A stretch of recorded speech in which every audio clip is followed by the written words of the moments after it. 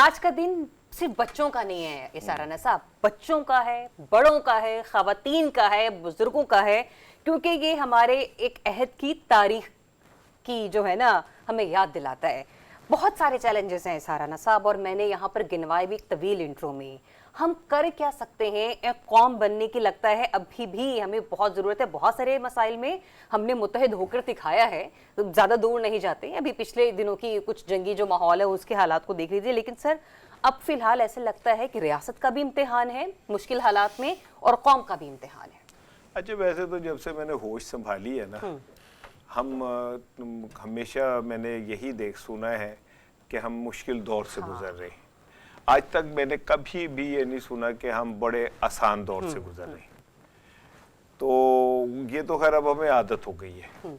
लेकिन मैं चूँकि मेरे वालिद साहब जो थे मोहम्मद इसहाक राना साहब, वो कायदे आज़म के ज़ाती मुलाजिम थे। अच्छा। तो इस हवाले से उनकी ना पाकिस्तान कायदे आज़म के हवाले से जो मोहब्बत थी वो बड़ी डिफरेंट थी, और हम में भी वो कन्वर्ट हुई वतन से मोहब्बत। तो मैं आज अगर मैं ईमानदारी से सोचूं ना, तो हमारे ख्वाबों को, हमारे जो एक ख्वाब लेके हम निकले थे ना वहाँ से, वो लूट लिया। और मेरी एक किताब है जिसका उन्वान है जब पाकिस्तान वापस मिलेगा। अच्छा। हाँ जी।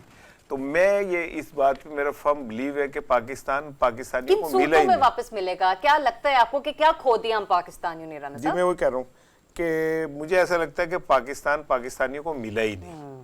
जिस पाकिस्तान के लिए कायदे आज़म ने जद्दोजहद की थी वो पाकिस्तान हमें नहीं मिल सका। उसे तो रास्ते में ही हाईजैक कर लिया गया। मुनीर नियाज़ी का एक शेर है कि मेरी सारी जिंदगी को बेसमर उसने किया, उम्र मेरी थी मगर उसको बसर उसने किया। मैं बहुत कमज़ोर था इस मुल्क में हिजरत के वक्त, और मुझे कमज़ोर तर इस मुल्क में उसने किया। और शहर को बर्बाद करके रख दिया उसने मुनीर, और शहर पे ये जुल्म मेरे नाम पे उसने किया। बिल्कुल ऐसे। तो अब हम, जाहिर है हमारा मरना जीना इस मुल्क के साथ है। मेरा बाप इस मट्टी में आसूदा खाक है, मैंने भी इसी में ही होना है, मेरे बच्चों ने भी का भी मुस्तकबिल इसी में है। लेकिन जिनके मुस्तकबिल इस मट्टी से वाबस्ता नहीं है, जो हुकूमत जाने के बाद बाहर जाके बैठ जाते हैं, जो क्या कहते हैं उनकी अफसरियां ख़त्म होती हैं तो बाहर जाके बैठ जाते हैं, जिनके कारोबार बाहर हैं, जिनके बच्चे बाहर पढ़ते हैं, जिनके घर बाहर हैं, जो गर्मियों में बाहर छुट्टियां गुजारने जाते हैं, उनका इस पाकिस्तान से क्या ताल्लुक हो सकता है? ताल्लुक तो मेरा और रज़ी का है, आपका है। इस मुल्क के अंदर भूख, गुर्बत, बेचारगी जो बढ़ती है उसका महज मुझ पे असर होता है। लेकिन जो लोग जिनके घर ही बाहर हैं, जो रिटायरमेंट के अगले दिन जो है वो बाहर जाके बैठ जाते हैं, उन्होंने इस मुल्क के साथ क्या मोहब्बत निभानी है? बात तो है रज़ी साहब, ये बड़ी अलार्मिंग सिचुएशन है।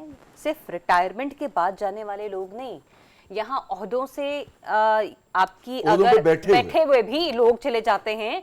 और अभी वो कामरान टिसूरे साहब, जैसे उनके गवर्नर का ओहदा खत्म हुआ, रातों रात सर वो भी मुल्क से बाहर चले गए। एक जुमला और, उससे पहले जो गवर्नर था, ठीक है, इशरतुल इबाद, वो भी जिस दिन गवर्नरशिप खत्म हुई वो मुल्क छोड़ गया था।